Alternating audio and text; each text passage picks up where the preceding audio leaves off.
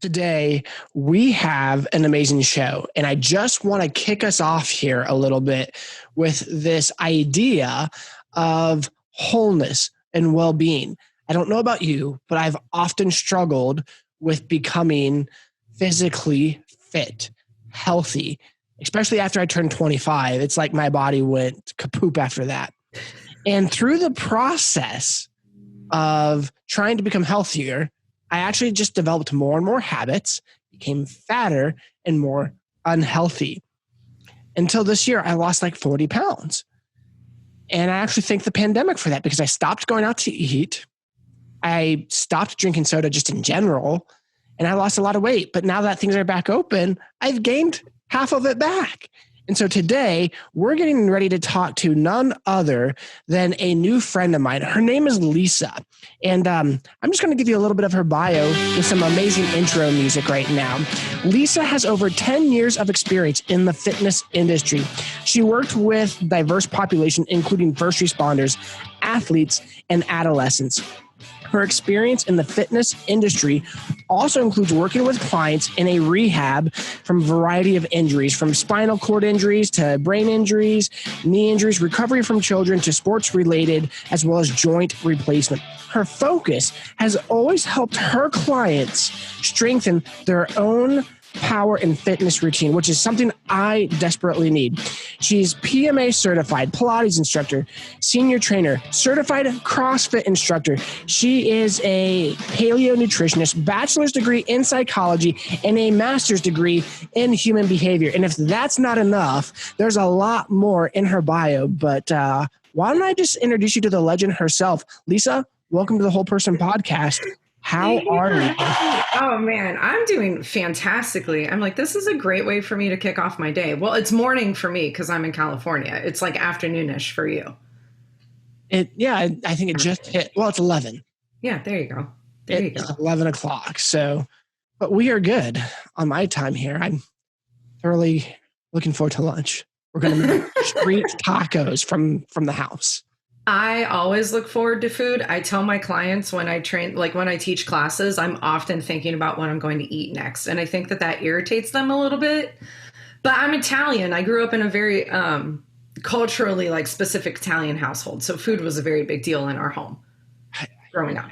When I work out, it's like I'm a garbage disposal. I just eat and eat and eat. So like when I tend to work out, I have to really get on a regiment of food, or else I'll just eat and then end up gaining more weight.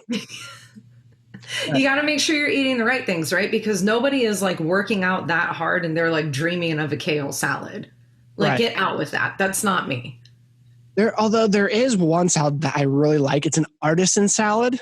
Okay. And what I do is I chop it up. I put onions in it, egg, broccoli, cauliflower, tomatoes, and peanuts. Like I just load it. And then for my dressing, what I've done is I took a jar of jalapenos and I emulsified them into a liquid. Nice. And then I mix a little bit of that with some olive oil and then I shake the salad up. Super good. But then I realized I decided to check the calories of everything combined because it's a massive salad. It was 1,000 calories. For a salad. Yeah, but think about your caloric sources.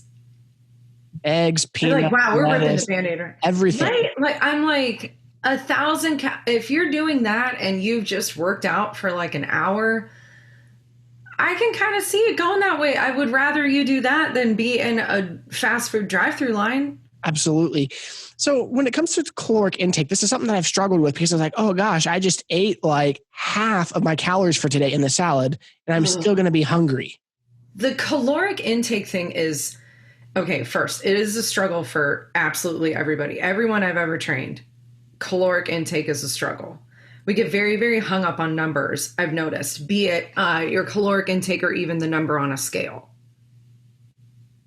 You know, like I've legit had clients, I've made them hide their scale. I've made like their spouses or partners hide their scales. We get too hung up on things. The calorie basically was a number that was derived from a lab. They took a piece of food, they burned it, and the rate at which it burned, this is like the simplest way to put it. The rate at which it burned is a calorie. Mm. So the hard thing with that is that the rate at which my body burns food is going to be different than your body or the person next to me or the person over there or whatever. And it's going to be different based off of where we're at in our lives as well. Like chronologically age speaking wise. Because you were talking about like in the intro, you hit 25 and it was just like, what happened to me? Right. I went from hunk to chunk. No, that's not a nice way to speak about yourself. We're not doing that. So the calorie thing is hard, right? Because then as you age, your metabolism changes and how you're burning food changes. How you're absorbing nutrients changes. So what do I do in that situation where, I just had a 1,000-calorie salad. I ate half my calories for today, but then yet, I'm still super hungry 4 or 5 hours later. And then I've reached my max calorie because I've had some snacks and stuff, but yet I'm still hungry. Do I eat or do I just wait till tomorrow? Well, I can't just give like a blanket answer to that. So the first thing that, sorry, Bill. Good point. The first thing that I would ask is, are you having the salad right after the workout? Typically, no. Okay, so the salad is like a lunch or something like that? Okay. So I do intermittent fasting into like 12, typically. Okay. I also intermittent fast, so I get that. So is the salad how you're breaking the fast? Yeah, typically. Typically? Okay. So what you are drinking water while you are fasting? Yes. Okay. And coffee and like all those things. Yeah. I do have coffee, but I don't do like the butter coffee. It tends to be more cream and sugar filled. Dude. Evan. No, that's the only way I like coffee. I know. And maybe I should just stop drinking coffee. No, don't stop drinking coffee. Your family needs you to be sane. Okay. Well, I drink decaf to begin with. So. Oh, sheesh. Yeah. Caffeine and I don't get along too well. Oh yeah. That's a normal response. So it can make people very jittery. Yeah. It ramps up anxiety for some reason in me. Well, yeah, because it's an upper. Mm-hmm. That can totally ramp up your anxiety for sure. I can definitely see that. Okay, well, the first thing that I would do then is switch what you're putting in your coffee. So instead of, oh my gosh, if you tell me you're drinking those like super processed creamers, we might get into a fight. Yeah, probably like the snickerdoodle and the, yeah. No. I know. But wean yourself off of it. It tastes so good. Because I'm not a black guy. It's full of stuff that your body doesn't need. True. Can you wean yourself off of it? Oh, easily. Like I don't have to drink coffee. No, not coffee. You can keep with the coffee. I'm saying the creamer that you put in there. No, I mean I can literally cut coffee. Like I'm not addicted to it. Okay. But if I drink coffee, I like it with creamer because it tastes better to me. Yeah, I'm saying like if you either cut it out completely or if you kept the coffee in, we need to switch you're liking it because it's sweet. Yes. I have a sweet tooth. No kidding. See all my cavities? I'm dead. I would almost say if you could cut it out completely, cut it out completely. Yeah, I can do that. Because that's unnecessary calories. I would rather you have the salad. That's a better source of nutrition for you. Right. And I would almost rather you break your fast with like a liquid source of protein, like a protein shake. The reason being that your body is going to absorb a liquid source of nutrition first. And if you can find protein that has branched chain amino acids in it, that's going to help like build lean muscle. So whey protein, that's what I normally. Yeah, just make sure it has BCAAs in there. If you're not sure, totally seriousness, take a picture of the nutrition label, send it to me, and I'll tell you. I'll do that. Okay. I'm like, I think I texted you my business cell number. We should be good, right? I think so. Just send me a picture. Yeah, I would almost rather you have that and then have the salad like midday. But even if you ate the whole salad, I wouldn't be mad about that. Like think about Yeah, the calorie. I mean, those like gallon Tupperware Mm-hmm. square ones. Like I fill it full of a salad and I'll eat the whole thing. Well, let's be specific. When you have a salad, you can't put a salad into a tiny bowl. Like that's a picky thing with me. I'm like, I need the big Tupperware or a big bowl, even if it's a small salad. It just makes me feel better. I don't know. Well, It's a thing. yeah, I mean, and then like I said, I add eggs, like two Yeah. eggs. I like adding different nuts, just a whole bunch of different stuff. But what I found is that the olive oil is probably the biggest source of fat and the nuts. Yes, I would agree with that. But those are healthy fats. And you need healthy fats in order to burn calories. So I know. People are scared of the avocado. Don't be scared of the avocado. The avocado is good for you. I hate avocados, unless if it's guacamole. Well, guacamole is a good snack though, when you think about it. With corn chips? Nope. I got to go for hard pass. No, I have a trick on that. So I have a client and she's Latina and it's like the bowl of bread and guacamole, chips, all that because it's delicious. Like, let's be honest, I like bread too. But you have to create a relationship with food where you know that you can be satisfied at a certain point, right? Mm. And that certain point not being an overindulgence of the food. So what I would have her do is portion out her chips that she could have, like a reasonable portion, into a bowl, and then close up the bag completely, put it back into the pantry and walk away from it, which sounds like this is insanely stupid. But here's the thing. We as people are inherently lazy.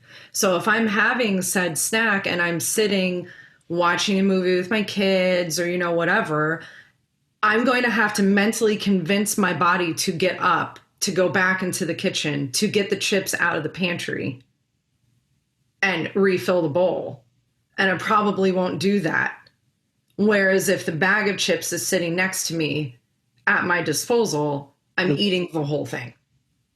Right. Like, when do chips and salsa stop? When I pass out or when I cut myself off? Right. Right.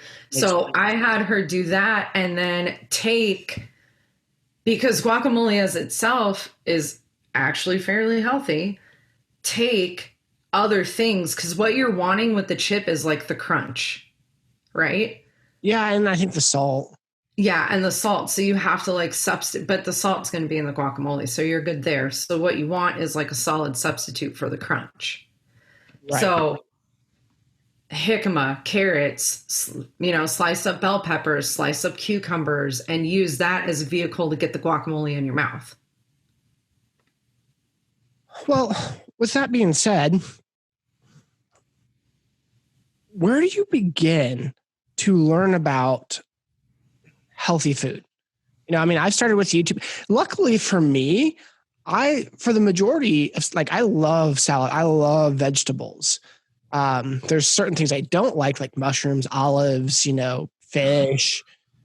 I don't like fish. I can eat a really good salmon and I can eat tuna. Those are the two fish that I really, yeah. I'm shocked by the salmon because salmon is extreme. Like, a lot of people don't like it because it can be like a little pungent.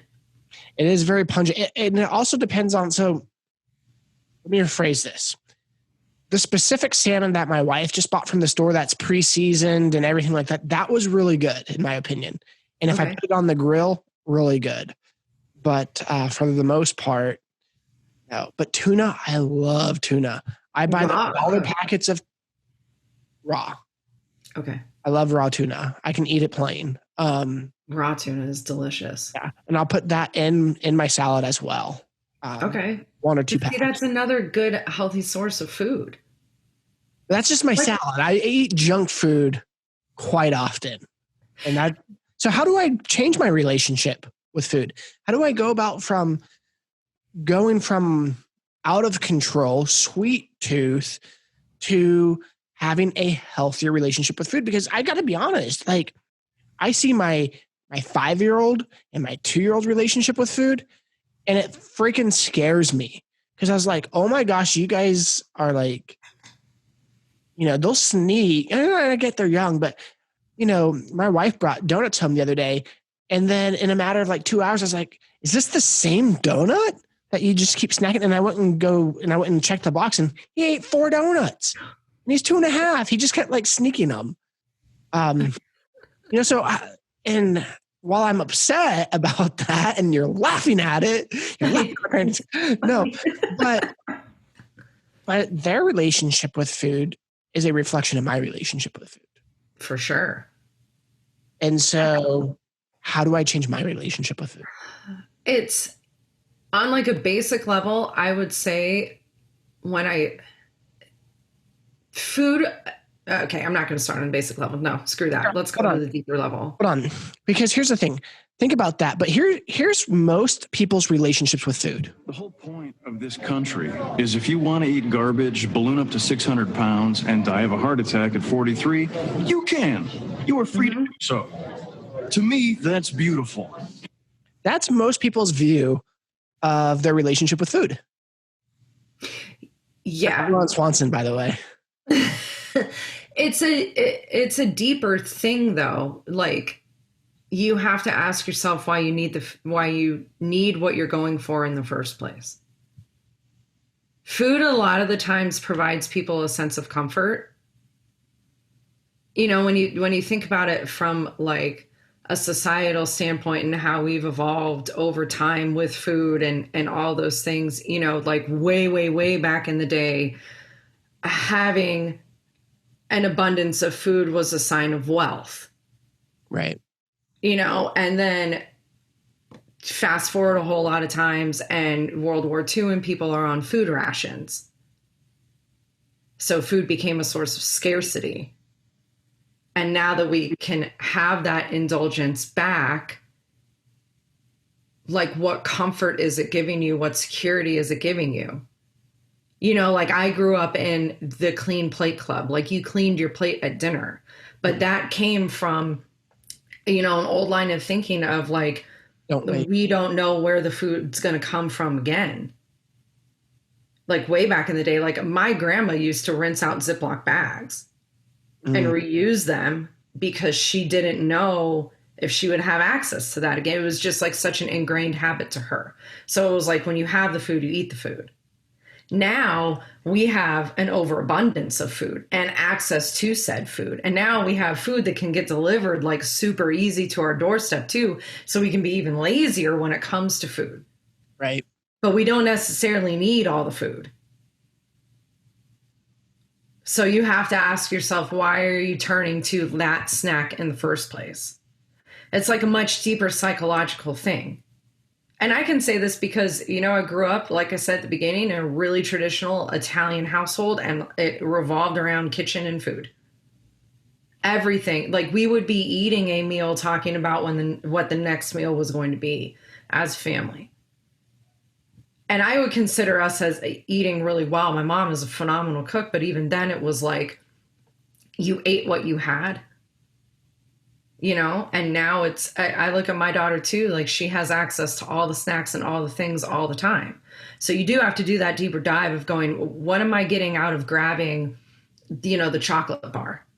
Right. Why am I grabbing the chocolate bar? You have to look at that deeper underlying, like intrinsic motivation that's making you reach for it. What I encourage clients to do is, like at the beginning, we look at food. I usually have people track food. I have them write it down. I want to see what they're eating. I also have them associate like when they're eating it, what time of day, and the emotions that they're doing with it. Right? Because like we talked about on our pre-call, food and chronic pain can often go hand in hand as well. Interesting. Yeah. So I have them look at all of that and I go, okay, like no judgment, good, bad, whatever it is. Take all the things that we would put into like the not healthy for me category. What's one that you can't live without? Like if I were like, Evan, you were on a deserted island. All you have are this one food. You can have one bad thing. What is it? Chocolate. Yeah, but like get more specific than that. Like, what's the one chocolate, the one thing? Because chocolate can be extremely broad. Are you telling me a Snickers bar? Are you telling me a Dove ice cream bar? Are you telling me dark chocolate that you get that's actually not that bad for you? Or are you telling me a chocolate chip cookie? That's a great question. So I think my favorite candy is Reese's Peanut Butter Cup. I mean, those are amazing. Yeah. I mean, they're good. So, but then it would be, that's your chocolate. Yeah. Nothing else. Although there is this one chocolate bar from the dollar store for $1 that's dark chocolate. It's so good. But I just let it melt in my mouth. You would have to like really, really narrow it down. What could you, it's not something that happens like overnight. It does actually take some like thinking and processing. So, okay, let's do this for a second. Okay. Let's psychoanalyze my food habits here. I already am. Perfect. So here's what I see. I eat when I'm bored. Uh-huh. That normally comes at night when my wife and I have had a hectic evening with the kids. And it's like, we finally got them to bed. We finally got them quiet. Let's just sit down.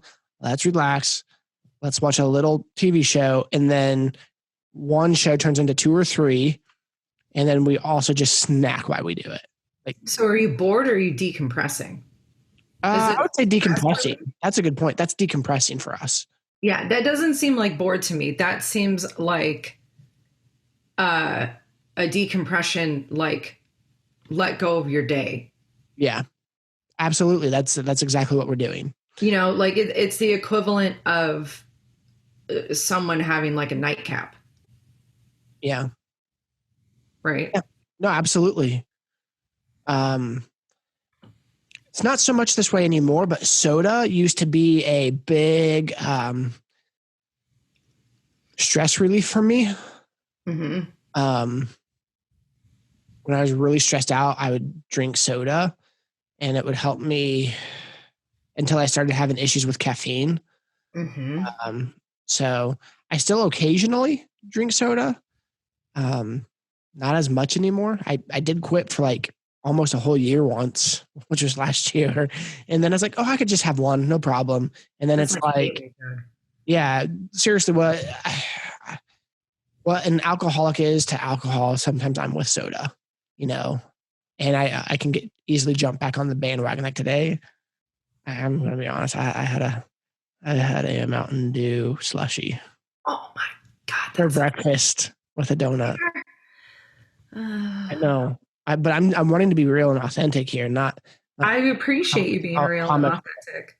I just, I woke up, I just had this really massive craving for sugar. And I just gave into it. And so. But then I wonder, like, what happened yesterday that made you crave the sugar? Interesting. You know what I mean? Because that's the thing, is that a lot of the times when it comes to health and fitness, what we're doing is finding the Band-Aid solution, which is essentially what you did. You gave into your craving, and those things happen. But it's like the 30-day fitness program, right? So if you don't actually find something that is sustainable for your life, the quick fix will never work. You will regress. And then what that does and this is for fitness, nutrition, all the things, what that does to a person mentally when you regress is it makes you feel small. You feel really bad about yourself. You feel weak and. Yeah, you feel weak. You feel, I've had clients tell me like, I'm so, horrible negative self-talk. I'm so dumb for doing this. I can't believe I did this. All those things that will come out of your mouth. Like we are so critical of ourselves and we're so fast to go to that place.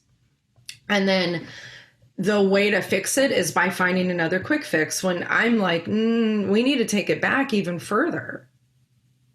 And we need to understand why you're making the decisions in the first place. Because if you can understand that, if you can say, okay, I know I woke up today and I was craving sugar because, maybe yesterday was like super, super chaotic. I was on the move a lot. My body got super tired. I also know that you're in a state of healing right now, which puts your body under a different level of stress.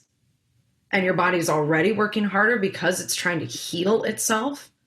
So you did that. And I also know that you're not a huge caffeine drinker, right? Because caffeine does weird things for you, but you're trying to find a way to replace that energy source. So your go-to is going to be sugar because you can't do the caffeine. Right. Right. So then you're waking up and you're like, dude, I'm just kind of like tired today. But the way your body is processing that is like, I need sugar. I need the pick me up. Right. So I would ask you, you know what we put in place of the Mountain Dew? Well, that is a very rare example. I don't hardly ever right. 4 or 5 years ago, 3 years ago, even I was drinking a 32 ounce of Mountain Dew every morning. That's not the case anymore. I can't do it. And the slushy, at least these slushies, I don't know if they have caffeine in them or not. They have syrup, but that doesn't seem to affect the caffeine aspect. So it's probably one of the easiest things for me to go to versus a soda. However, though, I was butt tired this morning. Like I was dragging out of bed and it was just, I wanted to pick me up. You're right. And so I wasn't thinking about, okay, if I need to pick me up, what's a better source? So if I was going to break my fasting, I could have gone with my chocolate whey protein and my, natural peanut butter, Yeah, the protein is an amazing energy source and it's a very long lasting energy source. So if you can get a healthy source of protein, like we're good to go. But you're also human and these things are going to happen. That's the other thing that we tend to not think about. Like you're going to make poor decisions. That's just the way of being a person. So how do you go about forgiving yourself through this process and not giving up? Because I feel like so many times I wanted to give up because I just didn't feel like I could do it. Oh, that's fair. And the hard part with that and what makes it more challenging now is that I feel like everywhere you turn, there's someone that you view as comparable to you that you view as doing better than you. Yeah. Like it doesn't take a whole lot to get onto social media, Instagram, whatever. And this is for me included, and be like, holy moly, this person also is doing the same things that I'm doing. And like, look they're all glowing and like energy and like all the things. We're not seeing the hot mess behind the scenes, but they look cool on camera. Right. Right. And what it comes down to is where's your head at with it? At the end of the day, I tell clients all the time, like, I will tell you everything I know. I mean, you know this, like we've been messaging for like the past week. Everything I know, I will help you out to the best of my capabilities. I will be completely transparent with you because I, for my own stuff, owe you that. But it's up to you whether or not you do it. Right. And it's up to you to figure out how much of a priority all of this is. Because it is doing a much deeper dive into why you want to make the change in the first place. Like, why does it matter for you? Personally, I feel like things are changing. I want to say my kids, but you don't have to say your kids. Ain't nobody going to judge you. Right. Well, no, I'm saying I've told myself that for so long, but I don't think that's the truth. It's probably not. And I think in part, I don't know what my motivation factor is. Although what I feel like it's becoming is I'm just tired of feeling hurt and broken at this point. I can relate to that. I just, not being able to run, unlike this guy. But I can run like the wind blows. I can't do that anymore. I can't run like Forrest Gump. I can't, I used to be able to run, but now I can't because of injuries. And I feel like because I've gone through injuries and because I've gone through pain and hurt, physically, I've really slacked off even more. And so if I could I just want to feel good again. Right. That's that. I think that needs to be my motivation or is my motivation. I just want to feel good again, and feel free to like cross-examine me here. I can completely understand where you're coming from. It's a very like cliche, but it's not cliche. I'm sick of tired of being sick and tired. Yeah. Right. And I appreciate you being so authentic as to say, like, this isn't about my kids. Like, this is about me. I like that. And the reason why I like that is that you are taking ownership and accountability for you, which means that it's going to be easier for you to take ownership of your own actions. Yeah. Like, for sure, a lot of this for me, the element of my daughter is totally in it. I want her to have a good example of what it means to be a woman and have a healthy relationship with food and a healthy relationship with your body. For sure. Definitely. But at the end of the day, I don't do this for her. I do this for me because I also got to the point where you got to, where the chronic pain got to be too much. And what happens is you try to mask those feelings of pain with other things. Usually those things are not healthy things for you. And they make it worse. And they make it worse. And then it becomes this horrible cycle. And then you have to figure out, how do I break said horrible cycle? How do I bust myself out of this? And it really comes down to, what is your source of motivation? And I'm not talking the one that you're going to admit to me on camera, because it's never that. It's always deeper than that. I'm talking about the one that your wife doesn't even know. No one knows. Maybe your best friend, if they're like that deep in it with you. Let's go for this. Psychoanalyze me. Let's try to pull this out on camera. It might take more than one podcast, Evan. Sorry. We can do more than one podcast. Like, what is that ultimate reason? When you close your eyes and you get deep into like your self-reflection state, whatever that is, some people that's meditation, some people that's prayer, some people that's you sitting silently by yourself. When you see your best version of you, the best version, and it doesn't have to be the version that happens tomorrow. Maybe it's 5 years from now. Maybe it's 10 years from now. What does that version look like? What does that version feel like? I'm not talking about what you're doing for work. I'm not talking about what's going on in the podcast. I'm not talking about your kids. I'm not talking about your spouse. You, only you. What does that person look like? And what do they feel like? And focus more on the feel. Well, I want to first start off with, and not to be comical, but it's my head on Chris Pratt's body. Hey, you know what? Dude has a good body. Dude has a great body.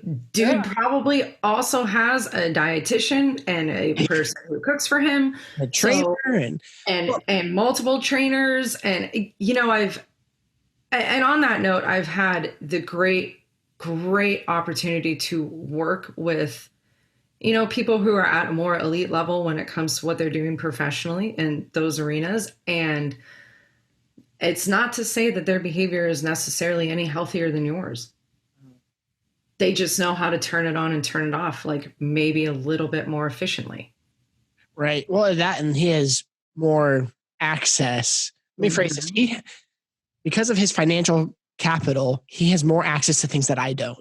Which right. He doesn't have to do things like think about what lunch is going to be, because he goes down to his kitchen and lunch is there. Right. Those things have magically appeared, and he knows that he's paying someone to take care of that for him, and that if that someone doesn't adhere to whatever dietitian protocol he's on, they will get fired. So that person also has a motivation to keep things going so they can get their job. So it's a cycle, but it's a cycle in a different way. Well, and not only that, but then, he gets more movies, he's more popular.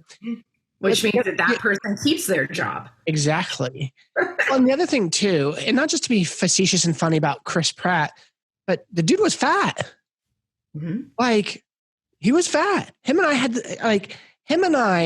feel like if there's any celebrity out there, him and I probably have the most similar body other than height. He might be a little taller than me.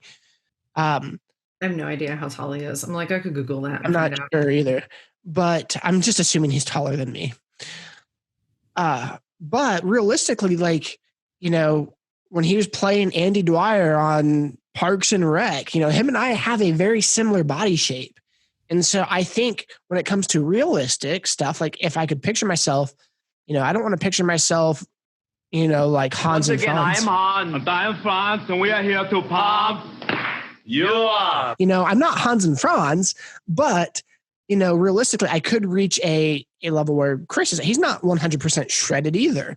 He's healthy. And I think that's what I envision for myself. Mm-hmm. However, one of the biggest things, though, is coming back from injury. I think as we get older, things become harder to do. And so I was telling you in our pre-call that, I would start working out and then like my shoulder would, start hurting for like 2 weeks. And I'm doing like very lightweight.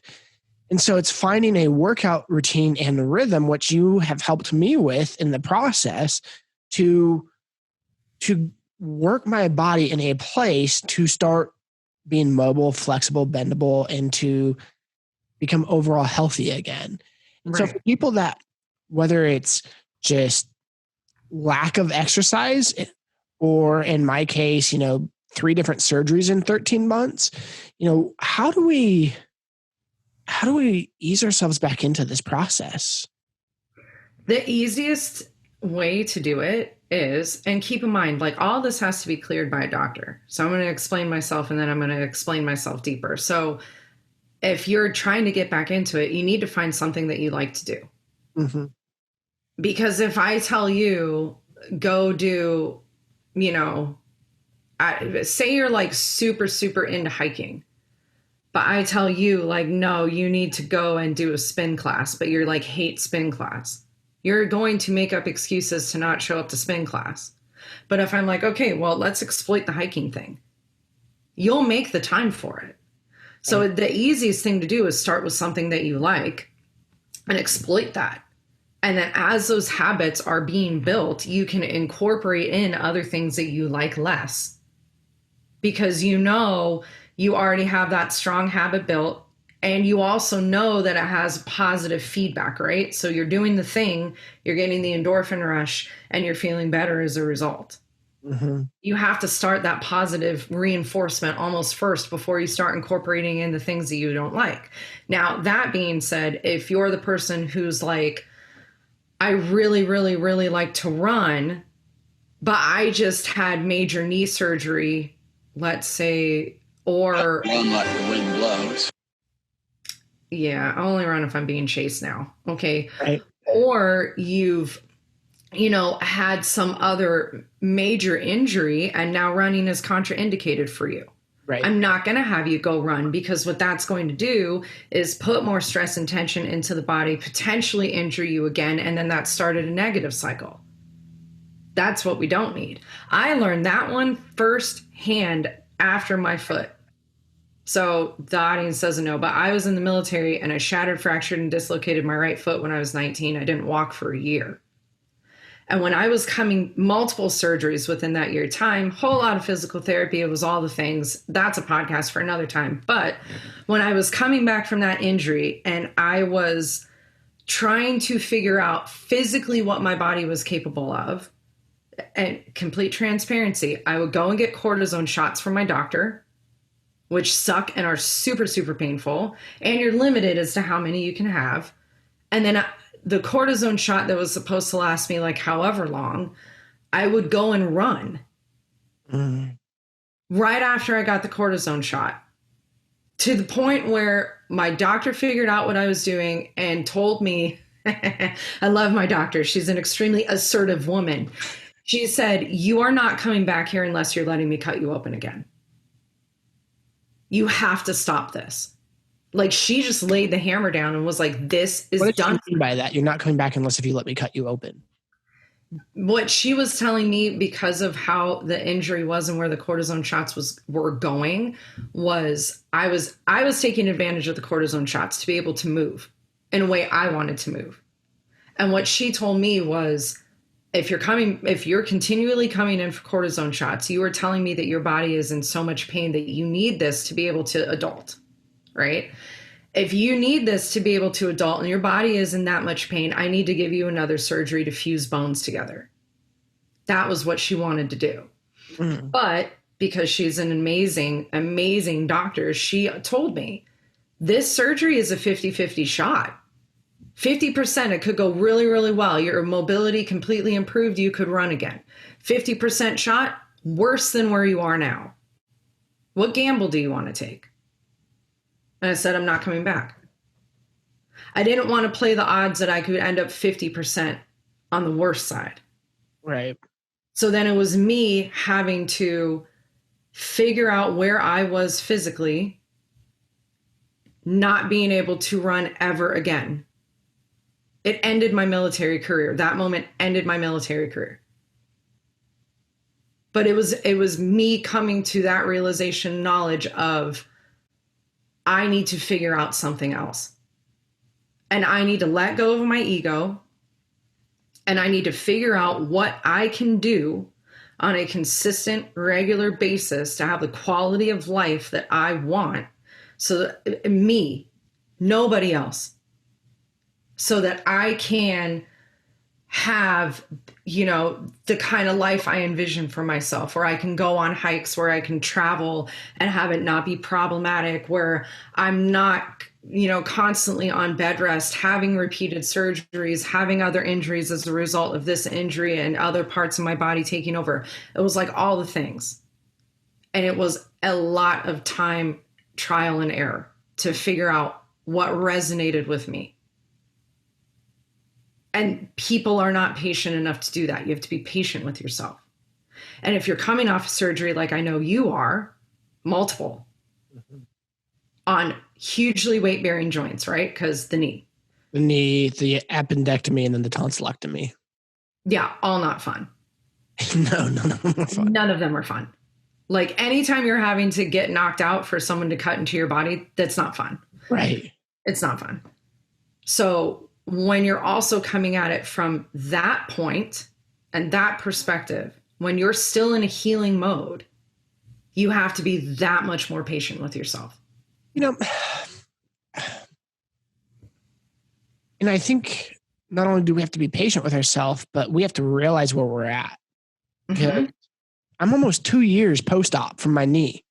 And what did I tell you when we talked on the pre-call? I was like, you tell everyone. You tell everyone. I've told them on our pre-call because I understand it's frustrating. Right. Because the doctor clears you after 6 weeks for physical activity. Right. So what that does internally is you're like, oh, I'm good to go. Right. But you're not good to go. Your body is still healing. And I told Evan, give yourself more time. Be patient with yourself. You have to understand the body's mechanisms of healing. Like, yes, 6 weeks, you are good to go to start incorporating things in again. But when you're looking at atrophy of muscles within the area where the surgical repair occurred, how long going into that injury, or that, not that injury, but that surgical repair, were you not able to exercise to the degree you wanted? It wasn't like I had surgery 6 weeks, I'm fine. If you're having knee pain for a year going into it, how is that impacting your behavior for the year going into it?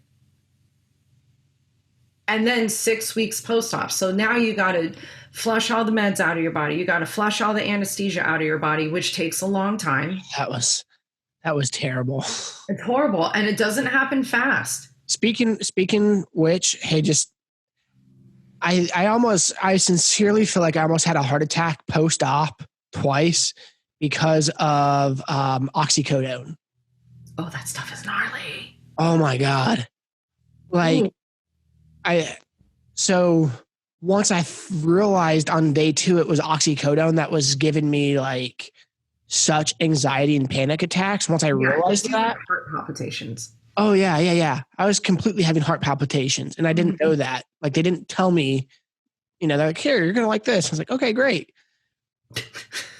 Here. Because I cannot tell you the pain that it caused. And it lasted 4 to 8 hours.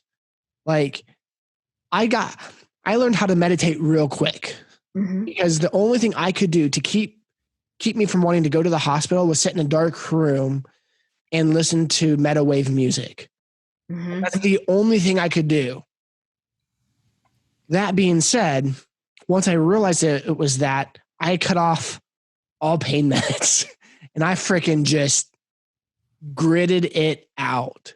Which is a good thing and a bad thing, because then your body is also, pain meds can serve a purpose, right? It's giving your body the space to be able to relax, to heal.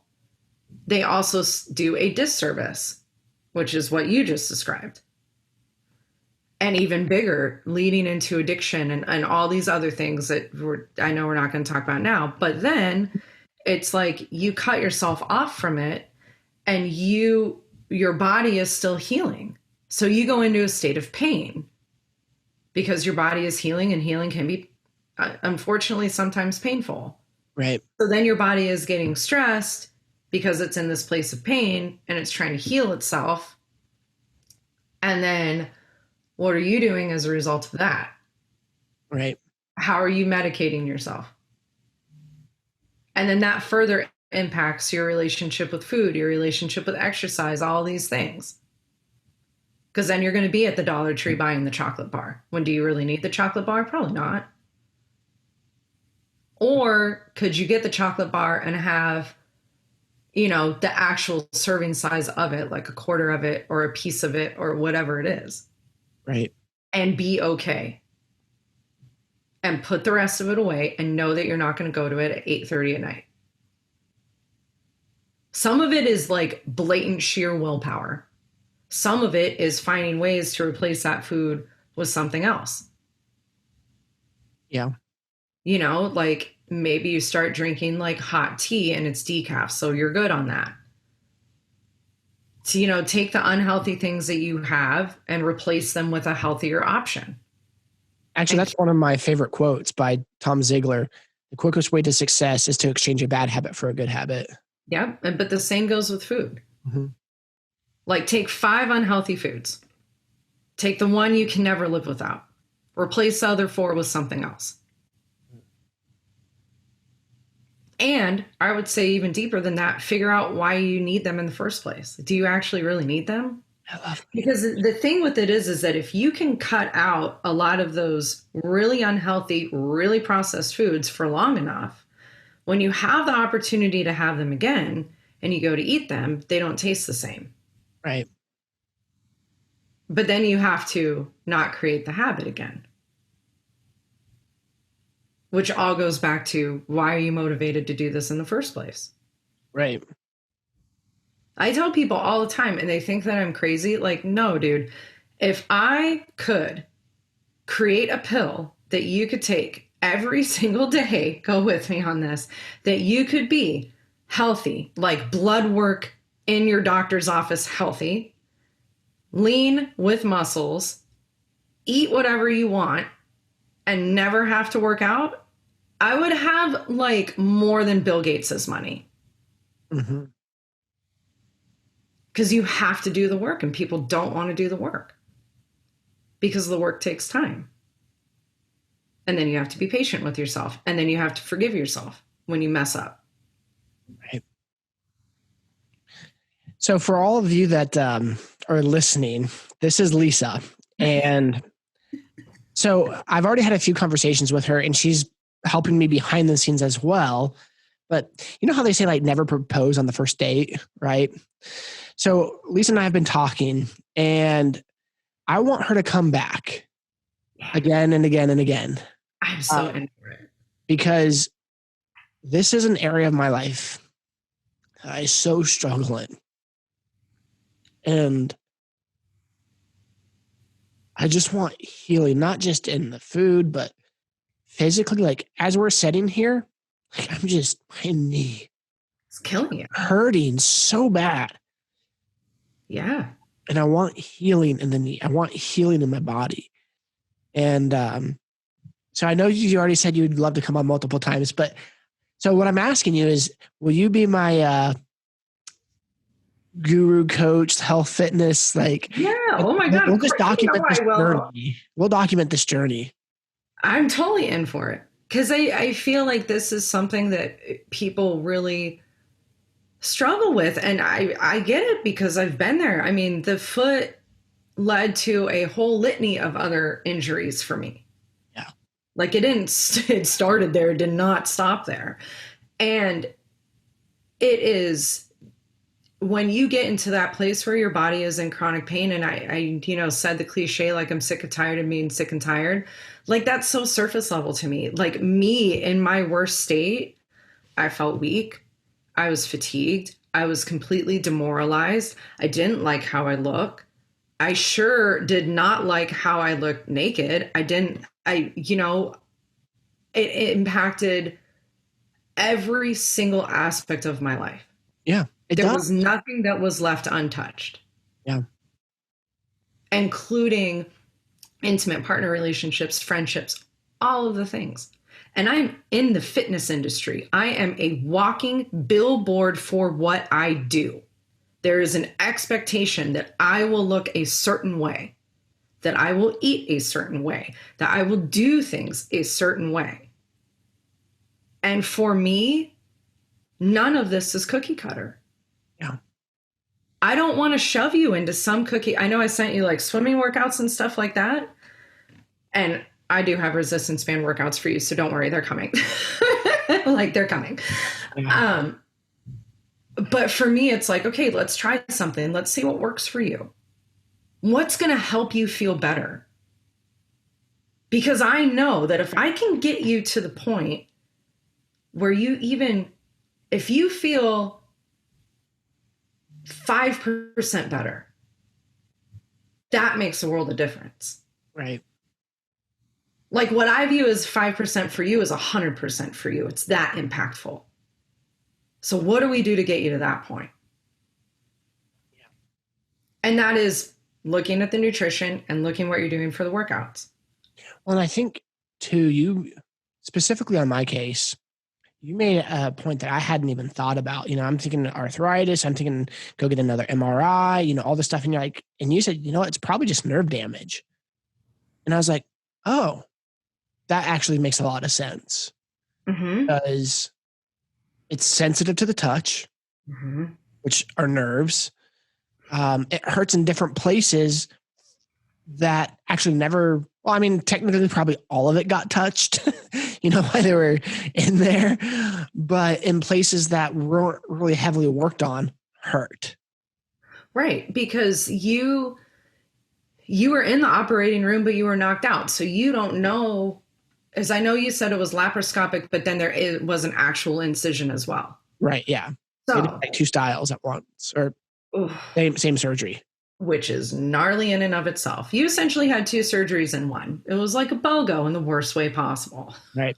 And which is kind of funny because I also lucked out because the first they did the arthroscopy as a discovery because had my cartilage not been good enough, they would have taken some out, sent it to a lab, regrow it, bring it back, and then do the whole other surgery and then add more cartilage. But my cartilage was good. And so after checking all the cartilage around my knee, which they took some out as well. But I noticed once they took it out, it just pops way more. And so, the popping is okay as long as the popping isn't causing pain. Yeah, it doesn't hurt. Okay. Yeah, thank God it doesn't hurt. Thank God it doesn't. Which is actually true because that's a good point because before it did hurt. So that was probably the loose cartilage that was floating around and then they took out. I didn't think about that. But the other piece of it too, so you have like the actual mechanics of the surgery. So when they go in, what stuff are they moving around? Yeah. I don't know if your audience has ever like watched. Do you remember when we were kids and there was a surgery channel? Yeah. Like, did you ever watch that? My older brother is a first responder and he used to watch it and eat pizza at the same time. It was gnarly. But what I got out of that is that surgery is extremely aggressive. Like, they're not being kind and gentle to your body when you're in there. No, at all. So they are moving things around. So that will impact your healing process. You also ended up with a cadaver ligament. Right. Correct? Yeah. Your body is still adjusting to that. It took me, and I didn't realize that with my foot. I've realized that now over time and getting to work more and more with a population who has seen massive surgical repairs. It took me about 4 years to get used to having I have cadaver bone and synthetic bone in my foot. It took about 4 years for me to like get used to that. But I still have nerve pain. And my injury was in 2004. Can you run now? No. Okay. I mean, if I'm being chased and T-Rex is behind me, yes. In which case, you also start running. Right. For fun? No, I can't. Yes, I can physically do it. But then I can't walk for 3 days after. Right. So it's not worth it to me. And the pain is the pain. There's no pain during the action. The pain comes after the fact. Right. Yeah, absolutely. And the pain is debilitating. And I am not in a place in my life where I can lay in bed and like chill for 3 days. But also I wouldn't be sleeping. Right. Like it hurts that much. It's not worth it. I had to get to that point though where I could say that. Right. Lisa, I want to, well, since this is the first one, we'll end with the same 3 questions that I ask every one of my guests, but probably moving forward, we'll change them up. Okay. In negative self-talk, what do you currently struggle with? It's more from a business perspective. A Healthful Life as a coaching business is not that new, or not that old, I should say, in the online space. I have been a trainer for over 10 years. The online space thing was new, and the online space thing came as me wanting to help more people. So I mean, we can talk about my injury more later, but basically what it did for me over time, what I've come to understand is that it gave me what I view as like a second chance. And so me launching online and doing all this is me paying forward the things that were given to me. But in launching online and doing that, there is a great sense of negative self-talk when it comes to like me not being good enough in comparison to other people in this space. Like it's not growing fast enough. It's not doing this. It's not doing that. And I have to actively check myself and remind myself why I'm doing this, why it's important, and who I want to be serving. So if I can do that, I'm good. What's the best decision you've ever made? To leave corporate America. Mine's about the street tacos. Hey, your wife's amazing. Yeah, did you see me go yes and point down? Yeah, I saw you do this and you're like, 1 minute. I joke with my clients that I manifested my best life in yoga pants because I wanted to wear yoga pants all the time. I definitely did. I used to have like a case of the Sundays. You know, I would like dread work Monday and always be looking forward to Friday. And when I made the decision to leave corporate America to go into training full time, I had no job lined up, nothing. My husband was completely behind my decision. He was the one who encouraged it. And he said, every time I talk to you about your job, you're miserable, you're crying, you're stressed, you're sad. It's impacting my whole being. And he was like, why? Like, why are you going to spend your time in a space where you're like that unhappy? Yeah. And I was training on the side at the time. And he was like, when you talk about that, you light up. You're so happy. Like you love it. Like you will willingly go and teach a 6 a.m. class because it makes you happy. But like waking up for a 9 to 5 is like waterboarding for you. What brings you peace?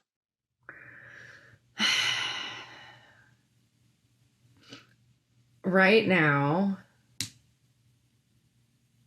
oh man. Honestly, the biggest source of like when I actively need peace, I usually turn to music. I was a classically trained musician. That was what I originally wanted to do when I was a kid. I wanted to be a studio musician, and I did not go that route, obviously, but music is still a huge part of my life, and I still play and all that. So when I need that like very immediate moment of stress relief, it literally is me going into my room, closing the door and picking up my guitar and just taking 20 minutes or 15 or whatever. It gives my brain something completely different to focus on. I love playing guitar too. I mean, I'm not good at it. Let's be real. Like, she's not getting any music contracts, but. You, but I'm just kidding. I had a guy who thought I was like the bee's knees and the shiznick and whatnot. And so he always encouraged me in it, which was really, really great. And he had a really legit home studio. And so he always let me come and record and play and try to encourage that gift. But I sucked so bad. It's an insane kind of talent to be like that musically inclined. I love it. Yeah. The actual kind of cool part, not to like digress, is that I see that in my daughter. Like, I come from a lot of musicians. It's very strong in our blood. And she started playing piano when she was like not even 4. And she was reading music before she was reading words, and she has perfect pitch. Wow. It's amazing. That is cool. It's very cool to see. I'm very interested to see where it takes her. How can people get in touch with you, reach out to you, find more out about you? Oh, the easiest. So I'll give 2 sources, but I know you'll have them in the show notes because you're rad like that. So the easiest place is a website, which is ahealthfullife.org. And everything is on that. The blog, there's food recipes, Amazon store, link to workouts because I have my own YouTube channel, like all the stuff, it's all there. The other source is my Instagram. I'm very active on Instagram, and my handle is my name at Lisa Peranzo, and one links back to the other, right? Because they all have the links on all the things. That being said, I did also send you a free workout guide as a thank you to your listeners for listening to us talk for the past hour or so. And this is when I get like my trainer cap on. So give me a second. So the workouts are workouts you can do from home. I wrote this pre-COVID, actually, with the intention of helping the person who is extremely busy be able to find fitness out of their house. With COVID, it's turned into a whole other thing. But the point with that being, they are baseline level workouts, foundational level workouts, which means that you can make them harder, but you can also make them easier depending on what your goals are as well as what your body needs. If you get into it and you're like, I don't know how to change this, I don't know how to switch out an exercise, but I know I can't do this because my doctor told me I'm not allowed to jump. I want to add in weights and I don't know how to do that.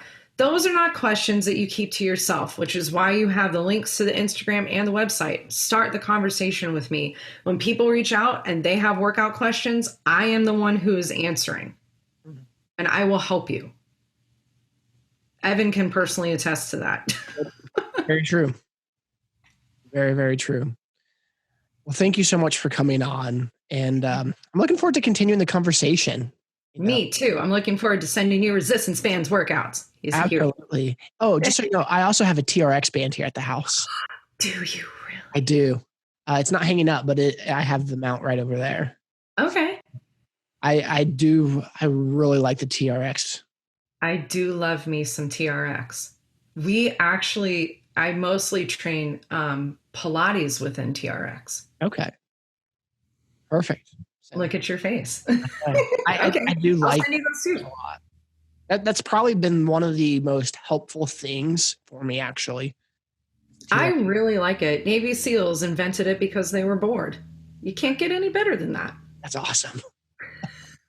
Well, thank you so much for coming on, and I look forward to seeing you soon. Thank you.